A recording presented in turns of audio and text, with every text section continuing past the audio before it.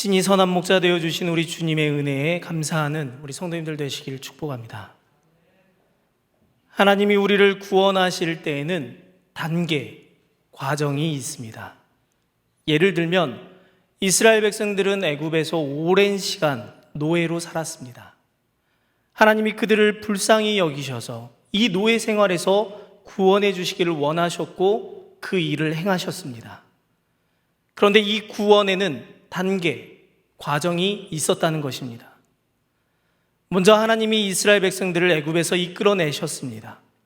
그들은 홍해를 건너 애굽의 영향권으로부터 완전히 벗어났습니다. 그때부터 그들은 이제 더 이상 애굽 바로 왕의 노예가 아니었습니다. 자유민이 된 것입니다. 그러나 홍해를 건넜다고 해서 그들의 구원이 완성된 것은 아니었습니다. 사실 처음에 그들은 홍해만 건너면 이제 구원받은 새로운 세상이 펼쳐질 줄 알았습니다. 그러나 그들은 다만 광야에 들어왔을 뿐입니다. 거기서 무려 40년 동안이나 훈련을 받습니다.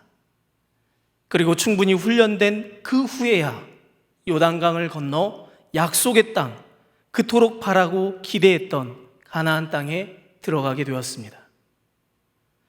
우리가 교회에 나와 믿음으로 예수님이 나의 구주, 나의 하나님이십니다 고백하고 세례를 받으면 이제 구원의 대장정이 시작된 것입니다. 이것은 마치 홍해를 건너 광야에 들어선 이스라엘 백성들과 같습니다. 그때부터 광야에서 훈련을 받습니다. 홍해는 건넜으나 아직 요단강을 넘어서 약속의 땅에 들어간 것이 아니라는 것입니다. 지금 우리의 삶은 이 광야에 있다는 것이고 우리는 훈련을 받고 있다는 것입니다. 이 훈련은 우리가 점점 더 거룩해지는 훈련입니다. 다른 말로 이 훈련은 바로 성화라고 합니다. 지금 우리는 이 과정에 있다는 것입니다. 그런데 성화를 훈련받는 이 땅은 결코 편안한 곳이 아닙니다. 이스라엘 백성들이 그랬던 것처럼 광야입니다. 시험이 있고 고통이 있는 척박한 땅입니다. 여기서 성화를 이루기 위해서 우리는 성령님의 지시하심과 그 인도하심을 따라가야 합니다. 그러면 우리는 이곳 광야에서 승리하며 성화를 이루는 기쁨을 누리고 가나안을 향한 순항을 하게 되는 것입니다. 이 광야에서 원망과 불평하며 하나님의 말씀을 따르지 않고 하나님이 우리에게 허락하신 훈련을 거부하는 사람들은 결단코 약속의 땅인 가나안에 도달하지 못합니다. 이스라엘 백성들 중에 그런 사람들은 단 한 명도 그 가나안 땅에 도달하지 못했습니다. 바라기는 이 광야 같은 삶 속에서 우리 하나님만 바라보시며 동행하여 점점 더 삶 속에서 거룩을 향해 나아가는 성화의 삶을 살아가시기를 간절히 축원합니다.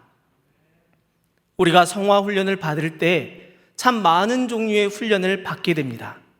하지만 오늘 본문 말씀을 통해 크게 세 가지를 살펴보며 은혜를 나누고자 합니다. 그 첫 번째는 분을 저녁까지 품지 말라는 것입니다. 오늘 말씀 26절 말씀 우리 다시 한번 목소리를 내어 함께 봉독하겠습니다. 분을 내어도 죄를 짓지 말며 해가 지도록 분을 품지 말고. 여기서 분이란 흥분해서 끓어오르는 감정을 뜻합니다. 이 분은 인간이 가진 보편적인 감정입니다. 우리가 기쁨을 느끼거나 슬픔을 느끼는 것처럼 인간이라면 누구나 갖고 있는 감정입니다. 그렇기에 성경은 분을 내지 말라 이렇게 말하지는 않습니다. 우리가 세상을 살다 보면 화나는 일이 얼마나 많습니까? 또 억울할 때가 얼마나 많습니까? 때론 불같이 화가 나는 때도 있습니다. 옳은 것을 보고 참지 못하는 의분도 있습니다. 그러니 우리 인생길에서 매일 이렇게 분이 일어나는 것 당연한 것입니다. 그런데 문제는 이 분을 우리가 다스려야 한다는 것입니다. 만약 우리가 이 분을 다스리지 못하면 우리 가슴에 불이 일어납니다. 어떤 분은 이 불을 조절하지 못하고 너 죽고 나 죽자 무조건 달려갑니다. 인생을 망치는 경우입니다. 우리가 이 분을 조절하는 것, 이것이 바로 문제라는 것입니다. 이 분은 우리의 행복에 있어서 결코 작은 것이 아닙니다. 이것을 작은 것이라고 무시하면 큰일 납니다. 우리 안에 일어나는 이 분을 어떻게 해결할 것인가? 말씀을 통해 지혜를 구해야 되는데 그러지 않고 잠깐 일어나다 사라지는 분이니까 무시하자. 이래서는 안 된다는 것입니다. 잠언 16장 32절 말씀입니다. 노하기를 더디하는 자는 용사보다 낫고 자기의 마음을 다스리는 자는 성을 빼앗는 자보다 나으리라. 구약시대의 전쟁은 중요합니다. 전쟁에서 지면 가지고 있는 모든 수확물을 다 빼앗기게 됩니다. 자녀들은 그리고 모든 백성들은 노예가 됩니다. 하나의 성을 정복한다면 많은 노예와 노획물이 생기는 것입니다. 그런데 노하기를 더디하는 것이 전쟁터에서 용사보다 낫고 또 마음을 다스리는 것이 성을 빼앗는 것보다 더 낫다 말씀하고 있는 것입니다. 이렇듯 우리 안에 일어나는 분을 해결하는 것이 우리 인생에서 중요한 과제라는 것입니다. 또 아가서 2장 15절을 말씀합니다. 우리를 위하여 여우 곧 포도원을 허는 작은 여우를 잡으라. 우리의 포도원에 꽃이 피었음이라. 여기서 포도원은 우리가 살아가는 행복의 공간을 의미합니다.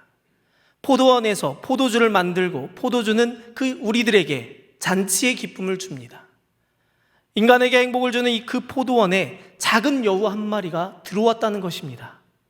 이 여우 한 마리가 이리저리 뛰어다니면서 꽃을 다 떨어뜨립니다. 그러면 열매를 맺지 못하고 맛있는 포도를 인생에서 수확할 수가 없습니다. 기쁨과 행복이 가득한 풍성한 삶이 여우 한 마리 때문에 사라지게 된다는 것입니다. 우리 안에 일어나는 분, 이것이 바로 이 작은 여우입니다. 우리가 축복을 받아 행복하게 살아가는데 자꾸 내 안에 분노가 발생해서 내 행복을 갉아먹고 있다는 것입니다. 그래서 전쟁에 나가 성을 빼앗고 영토를 확장하며 강력한 나라를 만드는 것보다 분노하지 않고 분노하는 마음을 다스리는 것이 더 중요하다는 것입니다. 그렇게 인간이 인생을 살며 어쩔 수 없이 분을 낼 수밖에 없지만 이 분을 주체하지 못해서 우리에게 주어진 것들을 다 잃어버리지 말라는 것입니다. 오늘 말씀은 분을 내는데 죄를 짓지 말며 해가 질 때까지만 내라고 권면합니다. 이스라엘 사람들에게는 해가 지면 다음 날입니다. 원래 안식일은 토요일이지만 이스라엘 사람들은 안식일을 계산할 때도 금요일 저녁 해가 질 때부터 안식일로 계산합니다. 이 기준에 따르면 해가 지면 다음 날이 됩니다. 아무리 화가 나고 분이 있어도 해가 지도록, 즉 다음 날까지 그 분을 가지고 가지 말라는 것입니다. 사실 우리가 분을 가지고 화를 가지고 잠을 자면 잠을 제대로 잘 수 없습니다. 또 밤새도록 이 화가 나의 몸을 망가뜨립니다. 그래서 그날의 분, 섭섭했던 일은 그날로 끝내야 합니다. 다음 날까지 가지고 가지 말라는 것입니다. 만약 그날로 끝내지 못하고 이 분을 다음 날까지 노예가 되어 가져가게 되면 마귀한테 틈을 주게 된다고 오늘 말씀합니다. 우리 26절과 27절 말씀 다시 한번 읽어보겠습니다. 분을 내어도 죄를 짓지 말며 해가 지도록 분을 품지 말고 마귀에게 틈을 주지 말라. 마귀에게 틈을 주게 되면 우리 귀에다 대고 속삭입니다. 다 때려 부셔. 가만두지 마. 끝장내버려. 끝을 향해 달려가는 말로 우리를 속삭입니다. 마귀가 우리의 마음을 다그칩니다. 그러면 우리의 이성은 마비해버리고 눈에 보이는 것이 없어집니다. 그렇게 우리의 인간관계는 다 망가질 수밖에 없습니다. 마귀의 유혹에 빠지는 이 틈을 주지 않기 위해서 우리는 그날로 그 분을 끝낼 수 있어야 합니다. 과학자들이 재미있는 실험을 했다고 합니다. 부부싸움을 하는 사람들에게 극도로 화가 나 있을 때 그 입에서 입김을 모아 독극물 실험을 한 것입니다. 그런데 놀랍게도 그 입김에서 코브라보다도 더 독한 독성이 발견됐다고 합니다. 또 한 사람을 데려다가 타액 검사를 했는데 평소엔 이상이 없었습니다. 그런데 이 사람을 칸막이 속에 가둬두고 살살 약을 올려 분노하게 만든 다음 그 사람의 타액을 검사했더니 소 한 마리를 즉사시킬 만큼의 독극물이 추출됐다고 합니다. 무섭지 않습니까? 특히 요즘같이 코로나 시대에 매일같이 마스크를 쓰고 있는 우리의 일상생활 속에서 생각해보면 참으로 무섭습니다. 우리가 마스크를 쓰고 분을 낸다면 그 독성 물질이 결국 다 내 안으로 다시 들어온다는 것입니다. 사랑하는 우리 성도님들, 항상 마음의 분을 잘 다스리시어 건강한 삶을 살아가시길 축원합니다. 이처럼 분은 우리를 죽이는 것입니다. 그렇게 적어도 해가 질 때에는 이 분을 사겨야 하는데 이것이 우리 혼자만의 힘으로는 어렵습니다. 생각하면 할수록 분이 더 일어나기 때문입니다. 그렇게 우리는 우리의 모든 허물을 한없이 용서하여 주신 하나님 앞에 나아가야 합니다.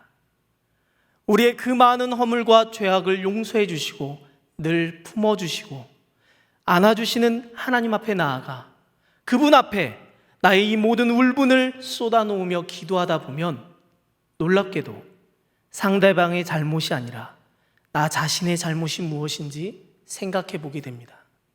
하나님 앞에 서 있기 때문입니다. 만약 자기의 잘못을 발견한 사람은 그날 행운을 잡은 것입니다. 복 받은 것입니다. 성령님이 함께 하셔서 은총을 입은 것입니다. 왜냐하면 내 안에 있는 그 분노가 눈 녹듯 사라지기 때문입니다. 그를 살리시는 하나님의 능력을 경험하게 됩니다. 어떤 사람은 상대의 잘못이 얼마나 많은지를 속으로 예리하게 따지고 또 따집니다. 하루 종일 묵상하고 또 묵상합니다. 그러면 어떻게 됩니까? 이 분이 더 거세지고 지옥의 불이 그의 마음을 다 태워버립니다. 최고로 어리석고 불행한 사람입니다. 하나님의 은총을 하나도 경험하지 못한 불쌍한 사람입니다. 사랑하는 우리 성도님들, 우리는 분으로부터 이 마음을, 생각을 지켜야 합니다. 마음은 그냥 내버려 두면 스스로 평화로워지는 것이 아닙니다. 마음은 마치 비탈길에 수레를 놓은 것과 같습니다. 비탈길에 있는 수레 그대로 두면 어떻게 됩니까? 아래로 곤두박질 칠 수밖에 없습니다. 우리의 생각이 못된 것들로 곤두박질 칩니다. 악한 것들로 곤두박질 칩니다. 내가 잘한 것만 생각되고 상대방이 실수한 작은 것이 더 크게만 보입니다. 이기적인 판단이 나와서 마음과 생각을 더 힘들게 합니다. 우리는 이 마음이라는 수레를 잡아당기고 또 파수꾼을 세워서 그 마음의 비탈길을 올라가 정복할 수 있어야 합니다. 스스로 끊임없이 마음과 생각을 다스리기 위해 순간순간 노력해야 합니다. 바라기는 우리 성도님들은 이 마음의 분을 잘 다스리시어 늘 평화와 평강, 하나님이 주시는 하늘의 기쁨과 행복이 넘치는 삶을 살아가시길 간절히 축원합니다. 둘째는 성화를 위해 도둑질을 하지 말고 구제하는 훈련을 해야 합니다. 오늘 본문 28절 말씀 한 목소리로 읽겠습니다. 도둑질하는 자는 다시 도둑질하지 말고 돌이켜 가난한 자에게 구제할 수 있도록 자기 손으로 수고하여 선한 일을 하라. 오늘 이 본문을 보면 도둑질하는 자는 다시 도둑질하지 말고 가난한 자를 구제하라 말씀합니다. 어떤 분들은 이렇게 말씀합니다. 내가 다른 사람들한테 피해 안 주고 살면 되지 않느냐, 이렇게 생각하는 사람들이 많습니다. 그래서 평생 자기 혼자 소극적으로 자기 마음을 다스리며 살아갑니다. 그러나 오늘 말씀은 그런 것이 아닙니다. 적극적으로 자기 손으로 수고하여 선한 일을 하라는 것입니다.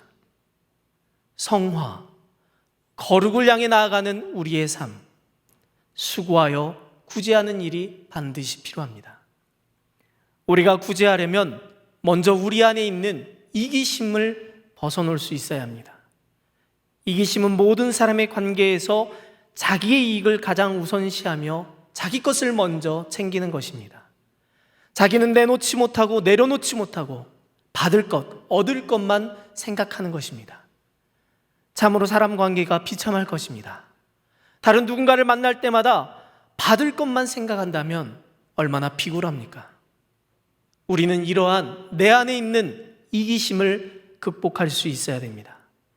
그러기 위해서 의식적으로라도 우리의 손으로 수고하여 선한 일을 해야 합니다. 수고하여 선한 일을 행하는 사람은 행복해집니다. 사랑하는 우리 성도님들, 나의 행복은 선한 일을 할 때 생깁니다. 선한 일을 하면 점점 우리의 삶은 거룩해지며 성화도 이루어가지만 성화 특유의 행복을 경험하게 됩니다. 돈을 많이 벌고 먹을 것을 잘 먹고 좋은 집에 산다고 행복한 것이 아닙니다. 만약 그렇다면 많은 것이 부족했던 옛날 사람들은 다 불행했을 것입니다. 그런데 어떻죠? 오늘 이 시대를 살아가는 우리들, 더 많은 풍요를 누리고 있는 현대인들이 예전보다 더 많은 불행을 느끼며 살아갑니다. 결코 환경과 조건이 문제가 아니라는 것입니다. 인간은 자신의 삶에서 가치 있는 일을 할 때 행복을 느낍니다. 내가 구제하는 선한 일을 할 때 내 인생은 행복감이 넘치게 됩니다. 그때 내 인격이 활짝 꽃을 피우게 됩니다. 그렇기에 성화는 명상으로 이루어지는 것이 아닙니다. 관념으로, 생각으로 이루어가는 것이 아닙니다. 내 삶에서 수고하고 땀 흘리며 노력하여서 나눔과 섬김, 봉사로 이루어가는 것입니다. 우리 예수님은 그렇게 나누며 봉사하고 섬기면서 사셨고, 오늘 이 시대를 살아가는 우리에게 예수님을 따라 그렇게 살아가라고 말씀하고 있는 것입니다. 제가 어렸을 적 청년 시절에 모교 목사님께 들었던 우화입니다. 참 많은 것을 생각한 짧은 우화입니다. 소개하겠습니다. 어느 날 돼지가 젖소에게 화를 내며 말했습니다. 어째서 사람들은 소를 착한 것에 비유하며 칭찬하고 우리 돼지들은 늘 욕심쟁이에 비유하며 멸시하는지 도저히 화가 나서 못 견디겠단 말입니다. 소, 당신들은 우유와 버터를 주지만 우리 돼지들도 햄과 베이컨을 주지 않습니까? 그러자 젖소가 큰 눈을 껌뻑이며 말했습니다. 글쎄, 잘은 모르지만 우리는 살아있는 동안 우유와 버터를 주는데 당신 돼지들은 죽고 난 후에야 어쩔 수 없이 햄과 베이컨을 주기 때문이 아닐까요? 당신들은 살아있을 때 자신만을 위해 먹고 시끄럽게 더 달라고만 하면서 무엇 하나 주는 것이 없지 않았습니까? 짧지만 참 많은 것을 생각해 보게 하는 우화입니다. 사랑하는 우리 성도님들, 우리가 살아있을 때 하나님이 기뻐하시는 선한 일, 구제를 통해 성화의 행복을 누리시길 간절히 축원합니다. 세 번째로 성화를 위해 우리는 사람들에게 선한 말로